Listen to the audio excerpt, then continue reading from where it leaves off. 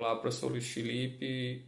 Eu irei agora introduzir o presente tema, que é desapropriação com fisco por plantação ou cultivo de plantas psicotrópicas.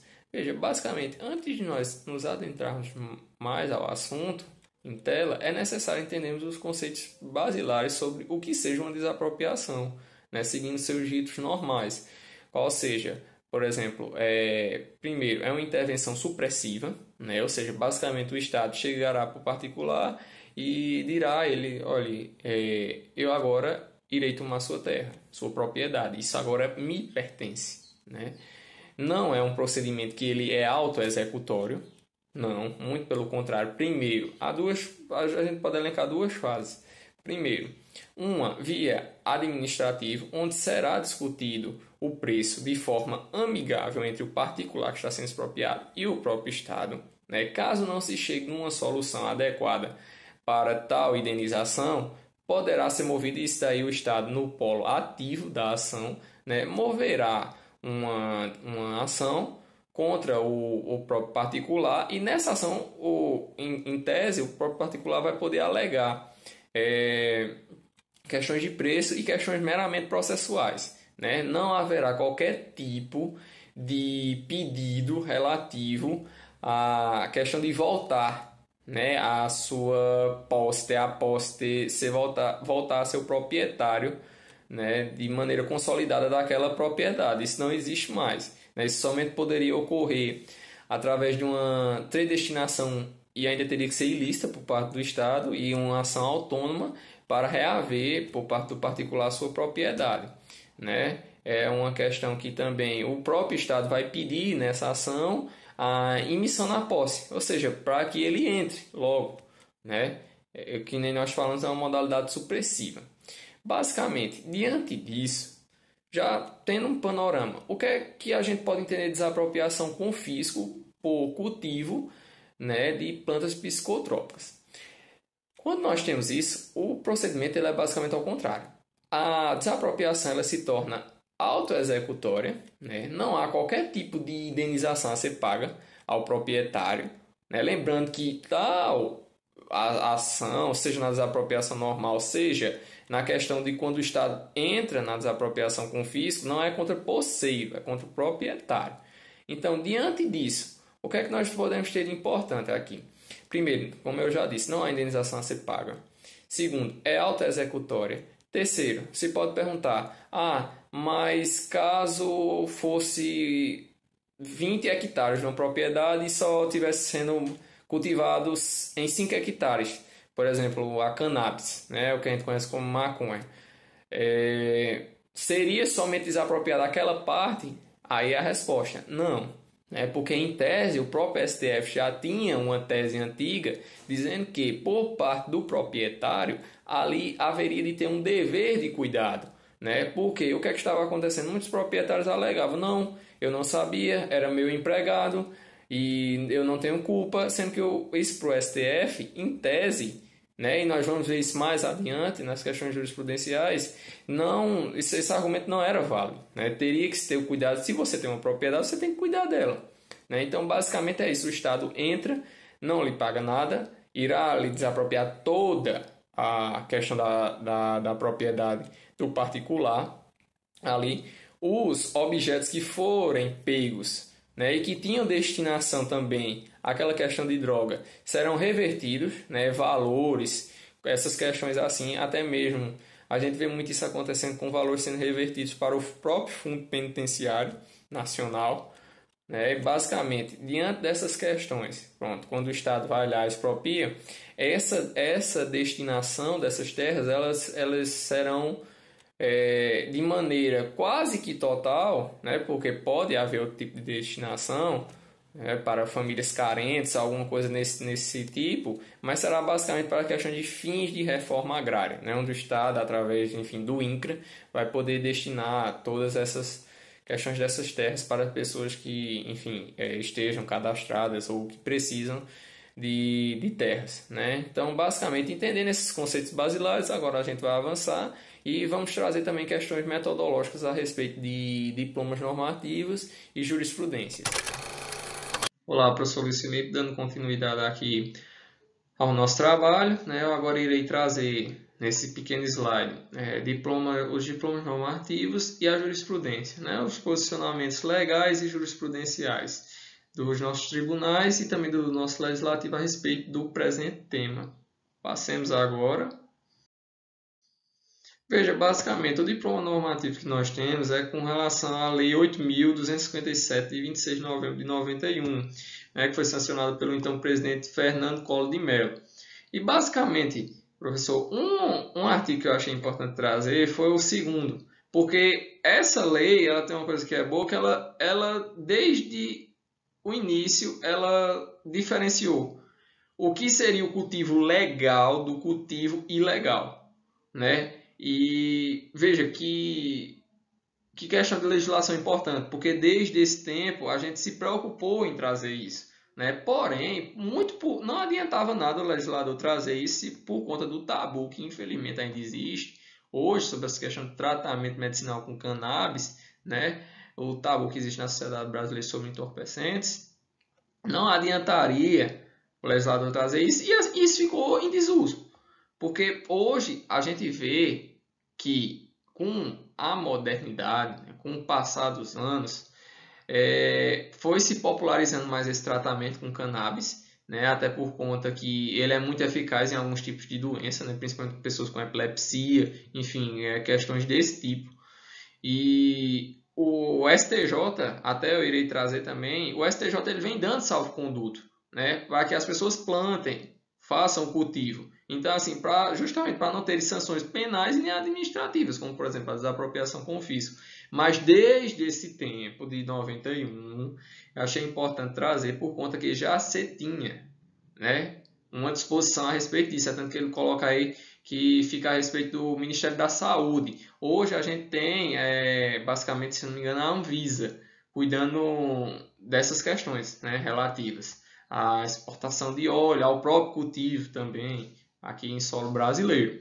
Né? A própria Constituição também ela deixou bem claro essa questão, né, que, enfim, hoje o combate a entorpecentes, né? O tráfico de entorpecentes ele é muito discutido no Brasil, ele é combatido de uma maneira dura e ineficaz, né? Que, enfim, de qualquer forma não está servindo para muita coisa, mas a Constituição traz essa questão aí, deixa bem claro, né? Que onde for localizado, inclusive a lei ainda usa, a lei de 91 ainda usa a palavra glebas, né? Aqui na Constituição a gente vê também aí essa questão de que quando for expropriado será destinado, por exemplo, à reforma agrária, né? E o texto normativo ele é bem claro. Como eu já tinha falado até no outro vídeo, os valores, enfim, materiais que foram pegos, né, nessa questão das apropriações serão destinados a algum fundo. Hoje está sendo mais ao Fundo Penitenciário Nacional, né? Enfim, diante da grave crise que a gente tem por conta dos nossos sistemas penitenciários, muito também por conta da questão do tráfico de entorpecentes, né? Eu achei até necessário trazer aqui, tem essa dica de leitura desse livro aqui, você está pegando aqui na câmera, mas é o Direito Penal da Guerra às Drogas, de um juiz chamado Luiz Carlos Valois. Ele é juiz de execução penal lá do Amazonas, né? É um livro muito bom que eu recomendo, que trata sobre essa temática e também fala sobre essa questão da apropriação e que, veja, isso não é algo novo no Brasil, não. Muitos países também já antes adotaram, né? Isso principalmente, enfim, com a questão de acordos internacionais envolvendo México e, enfim, tudo comandado pelos Estados Unidos, né? Achei importante trazer essas questões internacionais e também de que não é somente o Brasil, né, que já vinha adotando isso, não é uma novidade brasileira, isso já há muito tempo tem diplomas normativos internacionais alienígenas falando sobre isso. Tá aqui algumas jurisprudências, temas importantes que eu achei necessário trazer, como por exemplo, aqui o ministro Gilmar Mendes, ele relativiza, né, um pouco a responsabilidade, porque ele diz, olha, basicamente a gente não pode ter uma chamada responsabilidade objetiva para com o proprietário.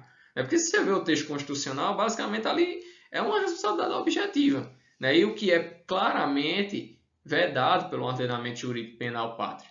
né? Não se pode ter responsabilidade objetiva. O que se tem é a responsabilidade subjetiva. E basicamente é isso que o ministro Gilmar ele deixa bem claro, né? Inclusive o próprio ministro César Peluso, isso é derivado de uma decisão do ministro César Peluso, enquanto ele era presidente do STF, em que ele diz, olha, certo, mas basicamente a gente não pode imputar uma responsabilidade objetiva. No máximo tem que ser responsabilidade subjetiva, né? Tem que ver ali uma aferição, tá entendendo? Até onde foi, se houve dolo, se houve culpa, né? Enfim, todos esses ditames. Isso devidamente com um devido processo legal, enfim, tudo mais. Até para que eu possa desapropriar. É tanto que o ministro Gilmar deixa bem claro aí. Comprove que não ocorreu culpa, ainda que em vigilando ou em elegendo. Então, veja, há uma modulação que é necessária, né, também para que não haja excessos, né, por parte do Estado em desapropriação.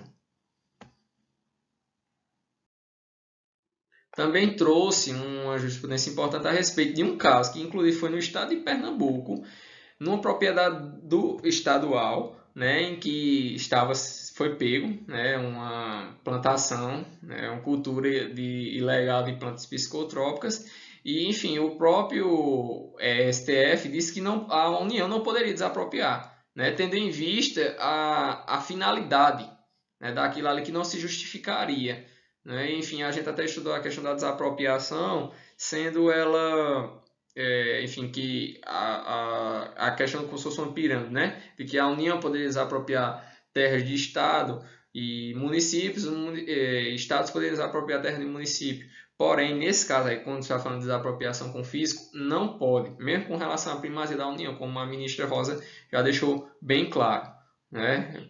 Inclusive, essa terra era bem público, né? Então, assim, não era necessário. Aqui nós temos, só passar. Aqui nós temos também uma questão de que seria possível, né, uma interpretação aí da questão do princípio da insignificância, né, a respeito do que o próprio STF em matéria administrativa trouxe, porque ela diz, olha, até mesmo pela questão da inexpressiva quantidade de cultivo ali que foi encontrado, é necessário uma medida tão séria como essa, né? E até mesmo pela questão da terra, né? Então, assim, há um entendimento, ou esse no caso foi o STJ que trouxe, esse entendimento do STJ seria possível a gente pensar isso, por exemplo, de que é possível a aplicação do princípio da insignificância, da bagatela, né? Enfim, e já há outros julgados do STJ no mesmo sentido com relação à questão de tráfico, né?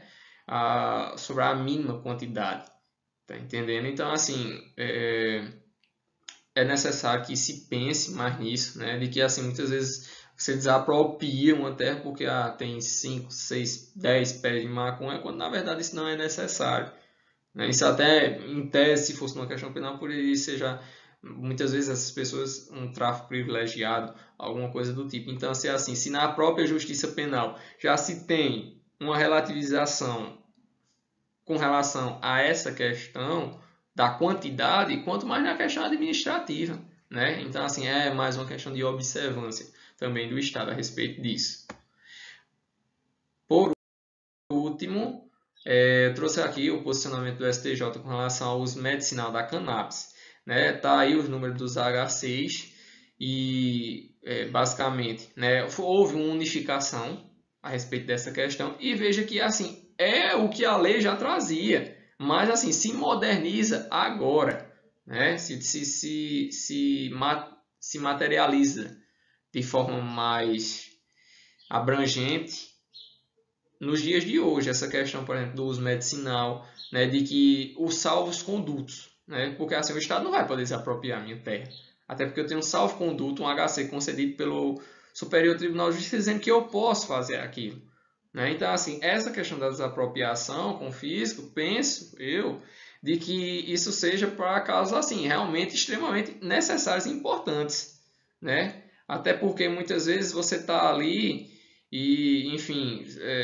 não tem conhecimento, né, a respeito das medidas legais que podem ser impetradas para ter um direito salvaguardado, vai, faz, aí, enfim, muitas vezes é preso e ainda tem sua terra desapropriada. Né? Isso daí eu estou falando de pessoas que, em tese, não têm conhecimento para, por exemplo, procurar um advogado impetrar um HC para conseguir isso. Né? Tem muita gente que faz tratamento medicinal, isso é uma coisa normal. Faz tratamento medicinal com cannabis, mas assim, não conhece a legislação, né? E não sabe que está sujeito, por exemplo, a uma coisa dessa. É uma desapropriação. Então, assim, o próprio STJ ele vem nesse sentido, né? É um sentido que é necessário, um entendimento necessário, abrangendo, para que assim, uma coisa que em tese, que no caso é a cannabis, que a gente fala mais de cannabis, mas também tem outras plantas, como por exemplo a folha de coca, né? Até que, enfim, é usada também para fazer cocaína, mas assim, tem outras questões, né? A gente fala especialmente da maconha aqui, que uma coisa que em tese seria má está sendo usada para o bem, né? Então, assim, deve ter o apoio do Estado, né? Deve ter o apoio do Judiciário e principalmente do Legislativo. O que o STJ colocou aqui é que as pessoas não podem ser prejudicadas por conta que não tem uma normativa, né? Em tese, por exemplo, penal. As pessoas não podem ser, principalmente quem usa esse tipo de medicamento, não pode ser penalizado por uma coisa dessa. Então, assim, se em tese não pode na justiça penal, quanto mais na questão da esfera administrativa. Né? Então, assim, penso que é uma questão muito importante que deve ser trazida à tona para que nós possamos cada vez mais ter muito cuidado quando se usa esse instituto da desapropriação com fisco, porque nem sempre é o que é pregado de tráfico de muitas coisas, não. Muitas vezes é somente uma pessoa que usa o medicamento e, enfim, não tem conhecimento a respeito disso. São temas importantes que merecem ser suscitados. Desde já agradeço, né, e espero ter contribuído. Olá, pessoal. Ao longo das aulas, né, e das pesquisas, assim como dessa apresentação, a gente foi percebendo que para que haja a desapropriação deve existir a presença de pressupostos, né, como a utilidade pública e o interesse social que são identificados pela administração pública, que ao fazer, né, essa desapropriação deve indenizar o proprietário antes da posse e através de um preço justo e em dinheiro. Né? Lembrando também, né, que a propriedade é uma garantia constitucional e tem a previsão aí no inciso 22 e 23 do artigo 5º da Constituição Federal. E também, né, no artigo 1231 do Código Civil, onde diz que a propriedade ela presume-se plena e exclusiva, e até prova em contrário. Mas não se tratando de um direito absoluto. Importante mencionar que a intervenção na propriedade ela decorre do poder de polícia da administração pública. Além de que também é um princípio basilar da supremacia do interesse público sobre o interesse privado. E pode ocorrer nos casos de prática de ilegalidade e no exercício do domínio.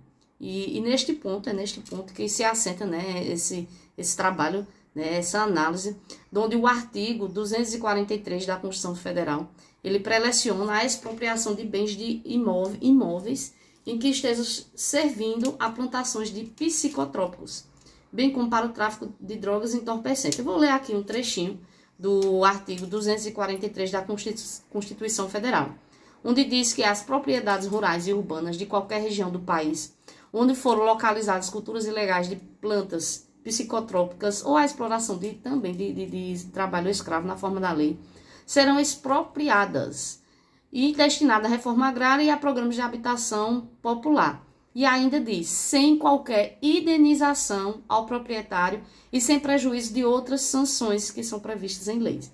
Ainda temos, né, um parágrafo único onde diz, todo e qualquer bem de valor econômico apreendido em decorrência de tráfico ilícito de entorpecente e drogas afins e da exploração de trabalho escravo, será confiscado e reverterá a fundo especial com destinação específica na forma da lei.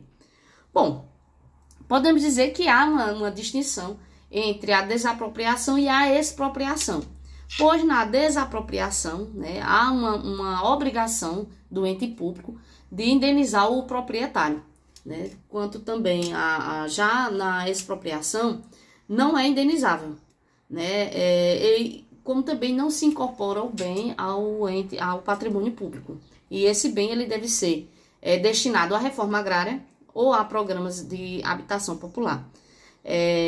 Então a gente pode dizer que não se trata, né, na realidade, de uma modalidade de desapropriação, mas é na realidade uma sanção por um ato ilegal. Para além das questões jurídicas, dos desafios jurídicos da desapropriação, desse tipo de desapropriação, a gente tem também os desafios com questão à comunidade. Aquela comunidade que vivia naquela terra que precisou ser desapropriada. Imagina só você morar ali há anos e abruptamente precisar sair, precisar se deslocar, precisar romper laços daquele lugar por causa de um plantio, né, de uma substância psicotrópica.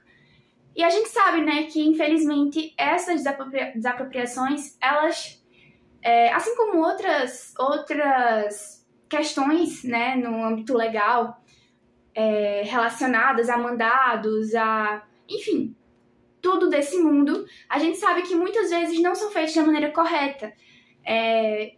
Retiram as pessoas abruptamente, dão pouquíssimos dias para a pessoa sair do local. Então, assim, precisa de além do aspecto da gente fazer, de ocorrer a desapropriação, no aspecto legal, da forma legal, também precisa-se ter essa sensibilidade, né, com aquela sociedade, com aquela comunidade que estava ali, com aquela vizinhança, aquelas pessoas, porque elas estão rompendo laços, né, estão rompendo laços de amizade, de vizinhança, educação, que muitos desses lugares têm escolinhas, creches, enfim. Então é tudo abrupto, tudo muito rápido. E isso causa danos, assim, psicológicos, e muitas vezes nessas pessoas, e danos na sociedade, né, como eu havia falado anteriormente. Então, para além da questão jurídica, a gente também precisa pensar nessa questão sociológica, nessa questão da sociedade, nessa questão dos laços que são rompidos abruptamente, para poder fazer, né, de uma forma mais sensível, para que haja menos danos. E para concluir a apresentação, a gente passa agora a apresentar o estudo de caso de um exemplo prático, né, real, extraído do informativo semanal de Notícias e Jurisprudência da Biblioteca do Ministério Público do Paraná. Ele está localizado no volume 6, número 365, e os fatos ocorreram em março de 2009. Nos noticiários locais, a manchete era um fazendeiro que teria perdido toda a sua propriedade por plantar maconha somente em parte dela. E aí, a gente analisando o caso em concreto, primeiro encontramos que houve uma decisão inicial proferida pelo Tribunal Federal da Primeira Região, e esse tribunal ele era a favor da expropriação somente da área em que havia a plantação de maconha. E tratava-se de um terreno de 25 hectares e a plantação era de mais ou menos em torno de 150 metros quadrados do imóvel. O processo ele teve como relator o ministro Eros Grau, que não acolheu os argumentos, né, do advogado proprietário da fazenda e afirmou que era uma afronta ao artigo 243 da Constituição. No momento em que ele esclareceu que o termo gleba, ele é um termo que é previsto no 243, mas não significa parcela da área. Ele compreende o imóvel como um todo. E aí veio outro ministro, o César Peluso, que completou dizendo que ao expropriar apenas uma parte, ou seja, a parte onde existia o plantio de maconha, reduziria a importância da sanção constitucional. Por quê? Porque o objetivo é servir justamente de desestímulo para a produção de drogas. E aí, ao ficar um residual de terras, o proprietário poderia, inclusive, plantar novamente. E aí, através dessa reflexão, os ministros, por unanimidade, acolheram o recurso da União e cassaram a decisão do TRF da Primeira Região e reformulou a decisão determinando que a União devia expropriar todo o imóvel. E ao expropriar, como a gente já sabe, as terras foram destinadas a assentamentos de colonos, né? Tanto para a produção de alimentos como para a produção de medicamentos. E com isso não gerou a indenização ao proprietário. Com esse caso concreto, o que é que a gente pode perceber? A gente pode perceber como se aplica a desapropriação por confisco. Notar que, de fato, é uma hipótese severa, né, como já dito em aula, que é diferente de desapropriação-sanção. Por quê? Porque ela é auto-executória, logo não se fala aqui em direito à indenização. E que quando exige esse desvio de função, né, correlacionado a essa temática tanto da cultura ilegal, né, de psicotrópico, como é o caso, mas também como um trabalho análogo à escravidão, ela acaba então por repercutir no todo. E com isso a gente compreende que o poder da função social, né, que ele vai além de um princípio, ele é um norte aí para que o Estado de fato ele realize uma desapropriação de maneira justa, de maneira coerente para todas as partes, né, da relação, fazendo com que terras que antes estavam sendo mal aproveitadas, nesse caso terra que estava sendo cultivada plantas psicotrópicas, passassem aí ou voltassem a ser utilizadas de maneira útil. E aí, por fim, eu destaco a importância que o STF traz, né, e que respalda sobre sua compreensão no cuidado, no dever de cuidado, né, que é a obrigação do todo, né, no caso de uma propriedade, é a obrigação do proprietário o cuidado, ele tem o dever de cuidado. E o dever de cuidado ele se estende a todo e não apenas a uma parte. Então, quando existe um desvio de função, seja em uma propriedade inteira ou em um pedaço dela, em uma parte dela, a sanção ela vem para o todo. Então, atinge a totalidade. E por fim, né, após essa análise doutrinária e também na legislação que os colegas já fizeram anteriormente, a gente chega à conclusão da importância que essa temática tem, que é um diploma legal que toma por base um princípio que evidentemente contribui para a justiça social, que é a função social. E com isso a gente conclui o trabalho. Muito obrigada e até a próxima.